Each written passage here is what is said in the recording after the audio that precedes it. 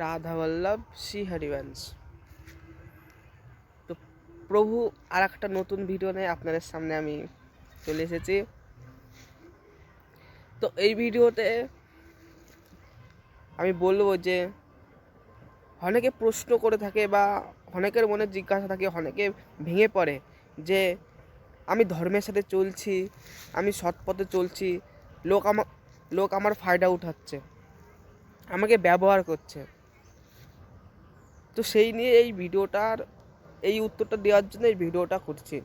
তো বেসিক্যালি হয়ে থাকে কি, যখনই আমরা সৎ পথে ধর্মের পথে চলি তখন একটু কষ্ট আসবেই। কারণ এই পৃথিবীতে সবাই তো আর সৎ পথে ধর্মের সাথে চলছে না, কেউ না কেউ দু নম্বরই বেআইনি কাজ করছে, খারাপ কাজ করতে।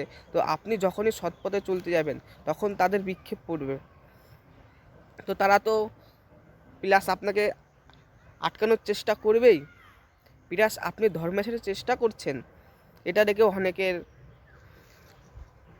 আপনি ধর্মের সাথে চলছেন, আপনার উন্নতি হচ্ছে, সেটা দেখেও অনেকে ঈর্ষা, অনেক হিংসা হতে পারে। তো সেই নিয়ে ভেঙে পড়লে হবে না। আপনি ধর্মের সাথে চলছেন, সৎ পথে চলছেন, চলুন, ভেঙে পড়বেন না। চারিদিকে তাকাবেন না, কে কি বলছে, কে কি করছে, এসব তাকাবেন না।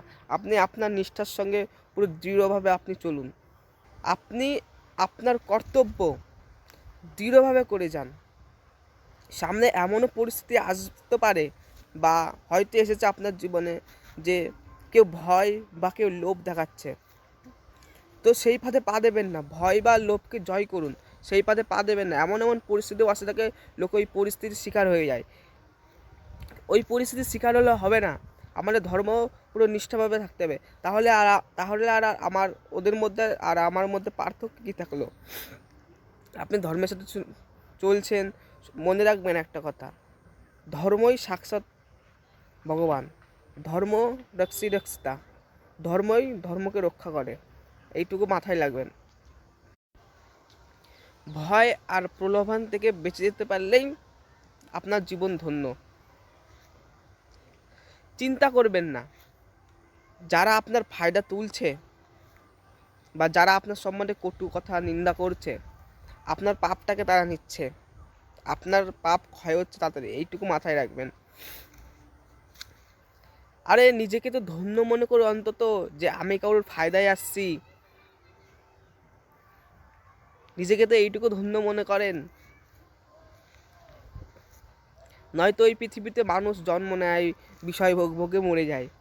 তো আপনি নিজেকে ধন্য মনে করুন যে আপনি কারোর কাজে লাগছেন, কিন্তু কোনো অধর্ম আচরণ করবেন না। এইটুকুই প্রার্থনা থাকলো আপনাদের কাছে, অধর্ম আচরণ করবেন না। কারণ দেখুন, দুদিনের সংসার, দুদিনের জন্য মাত্র এই পৃথিবীতে এসছি। তো অধর্ম করব না। আর বেশি কথা বলবো না, শুধু আপনাদের এইটুকুই জানানোর দরকার যে আর একটা কথা মাথায় রাখবেন,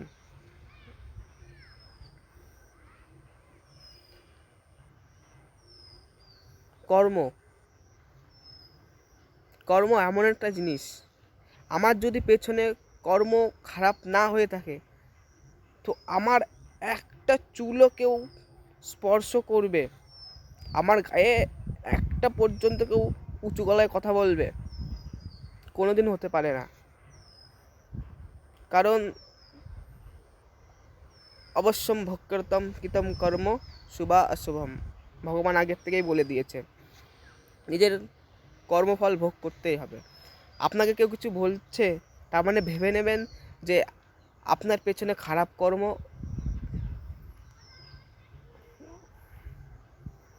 ওর বুদ্ধির উপর চেপে আপনাকে সেই কর্মের ফলটা প্রদান করতে এসছে।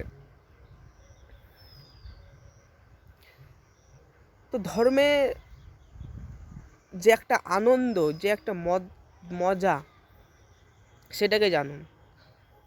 সাথে ভগবানের নাম জপ করুন, ভগবানের চিন্তা করুন, দেখবেন এইসব চট করে কেমন একটা পরিবর্তন হবে, চট করে, আপনি না চাইতেই। কারণ আপনি ভগবানের আশ্রয় নিয়েছেন, একমাত্র ভগবানের আশ্রয় এই, আপনার কেউ কিছু করতে পারবে না। আপনি ধর্মের সাথে চলছেন, কারোর কোনো ক্ষতি করছেন না, আর ভগবানের নাম জপ করছেন, ভগবানের আশ্রয় নিচ্ছেন, আপনাকে কেউ কিছু করতে পারবে না। পরিস্থিতির শিকার হয়ে ভেঙে পড়বেন না, পরিস্থিতির শিকার হয়ে কোনো অধর্ম পাপ কাজ করবেন না। কেউ আপনার ফায়দা লুটছে বা ফায়দা তুলতে দিন, তবে দেখবেন ফায়দাতে যেন কোনো খারাপ বা কারো ক্ষতি না হয়, বা কোনো পাপ বা কোনো অধর্ম না হয়, তাহলে চুপচাপ থাকবেন। আর যদি দেখছেন কোনো খারাপ কাজ, অধর্ম, পাপাচরণ, তখন তাকে ডাইরেক্ট স্পষ্টভাবে বলছেন, যে সম্পর্কে হোক না কেন, যে দেখুন অমুক, আপনি আমার সাথে বা পুরো সমাজের সঙ্গে এটা খারাপ করছেন, এটা করা ঠিক না। আপনি ডাইরেক্ট তাকে বলেন, পিছিয়ে চলে আসবেন। তখন দেখছেন যে সে আপনাকে ক্ষতি করে দেবে, ভয় পাবেন না। ভগবানের আশ্রয় নিন, নাম জপ করুন, এইসব ছোটোখাটো ভয় পাবেন না, এসব তো কিছুই না। তো ভিডিওটা আর বেশি বড় করবো না। আর সূর্যদেবের আজকে একটু বেশি আসছে, তার জন্য রোদটা একদম ডাইরেক্ট বেশি পড়ছে, তো এর জন্য চোখটা হয়তো চোখের দোকানে কালো কালো হয়ে গেছে, চোখটা ঠিক মতন আসছে না। তো আর যদি কোনো প্রশ্ন থেকে থাকে তো আপনারা কমেন্ট বক্সে জানাতে পারেন, যত সম্ভব চেষ্টা করবো আপনাদের উত্তর দেওয়ার। তো রাধা বল্লভ, শ্রী হরিবংশ।